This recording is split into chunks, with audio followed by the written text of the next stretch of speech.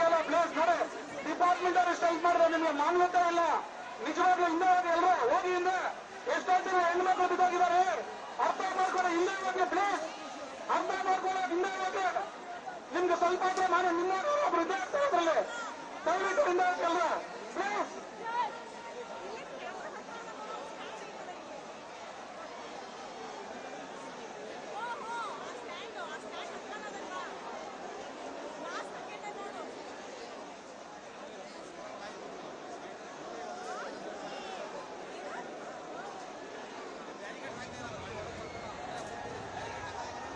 ದಯವಿಟ್ಟು ಎಲ್ಲರಿಗೂ ಒಳಗೆ ಬಿಟ್ಟು ಕಾಯಿಲೆ ಹಾಕೋಬೇಡಿ ಪ್ಲೀಸ್.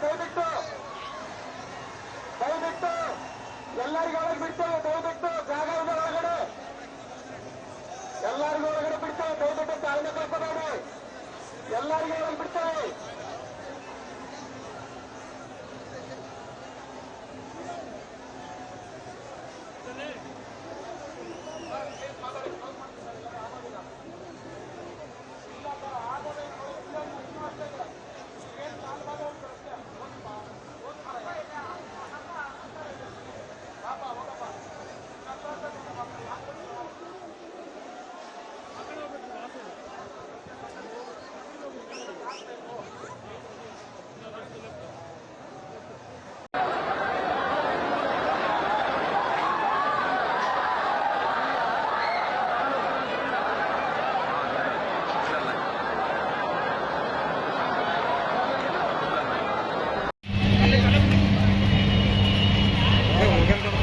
हाँ वो था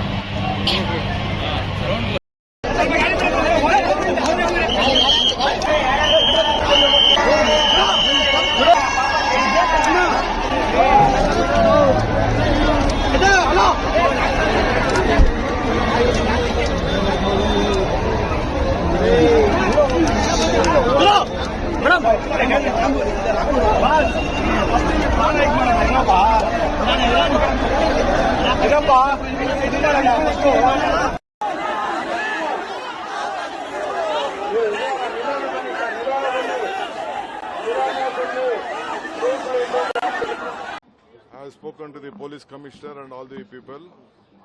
I am also going a little late to the hospital because now lot of trouble is there. I don't want to disturb the doctors who are trying to take care of the patients, and only the exact number is not been still this one.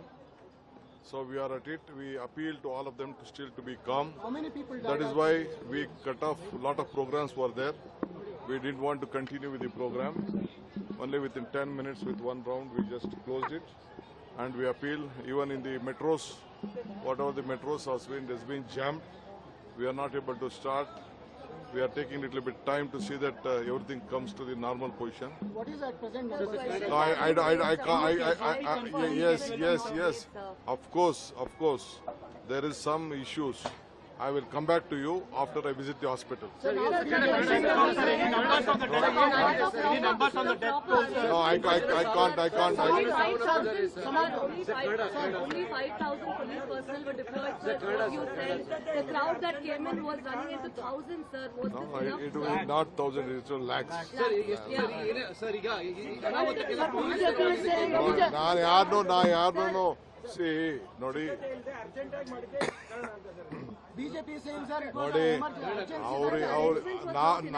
ನಾವು ಏನು ಮಾಡಿ happen in any state. That means the party in power there should not be blamed for this.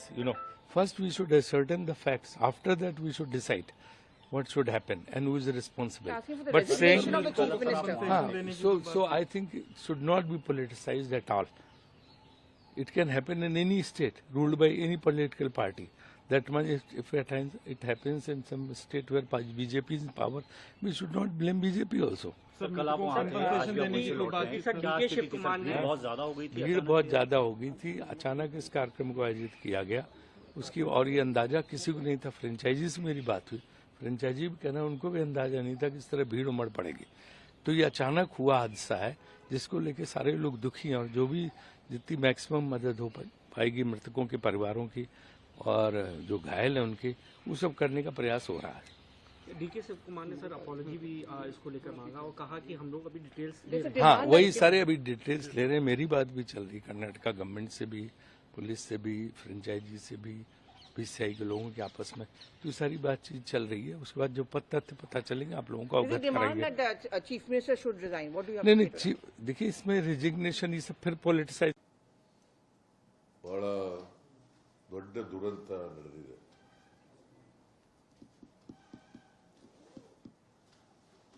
ಜನ ಕಾಲ್ತುಳಿತಕ್ಕೆ ಒಳಗಾಗಿ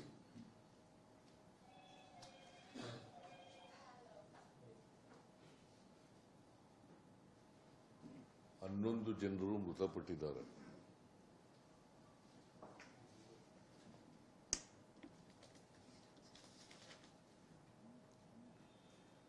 ಮೂವತ್ಮೂರು ಜನರು ನೋವಿಗೆ ಒಳಪಟ್ಟಿದ್ದಾರೆ. Injured 33 ಜನ.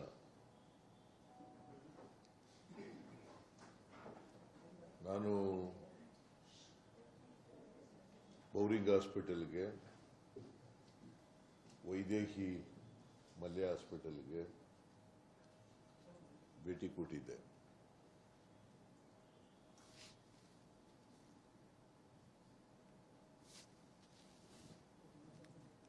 ಈ ಸಂಭ್ರಮ ಆಚರಣೆ ಮಾಡುವಾಗ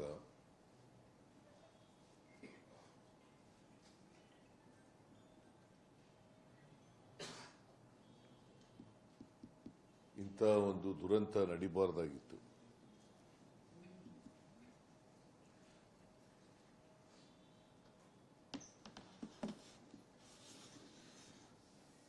ಸರ್ಕಾರ ಇದಕ್ಕೋಸ್ಕರ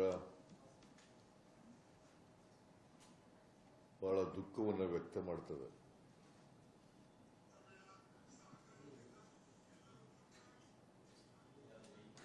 ನಾನು I do not want to defend the incident, the tragedy so happened. I do not want to defend, I do not want to play politics in this. Our government is not going to play politics in this. See, let us see the outcome of the magisterial report. I will give 15 days time. Sir, is there preliminary information? What exactly happened during the stampede? So what created the chaos? Which gate see, ಅಲ್ಲಿ ನಾನು ಈಗಾಗಲೇ ಹೇಳಿದೆ. There are very small gates. I hope that you have visited the cricket stadium. There are small gates. The people entered through the gates.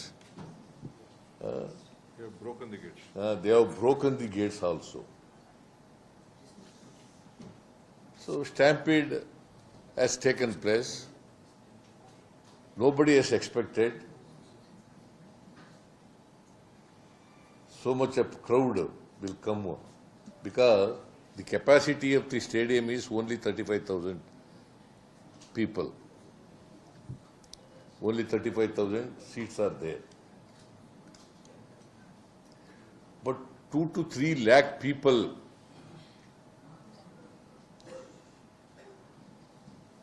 have come to participate in the celebration.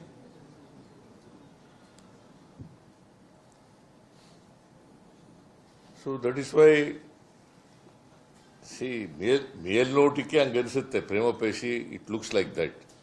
It doesn't mean that ನಾನು ಖಚಿತವಾಗಿ ಏನು ನಡೆದೇ ಇಲ್ಲ ಅಂತ ಏನು ಹೇಳಿಲ್ಲ. That is why I ordered magisterial inquiry and I given 15 days time. Rahul Gandhi has tweeted. Your leader Rahul Gandhi has just tweeted, sir. Every safety protocol for public event must be reviewed by the government and strictly enforced.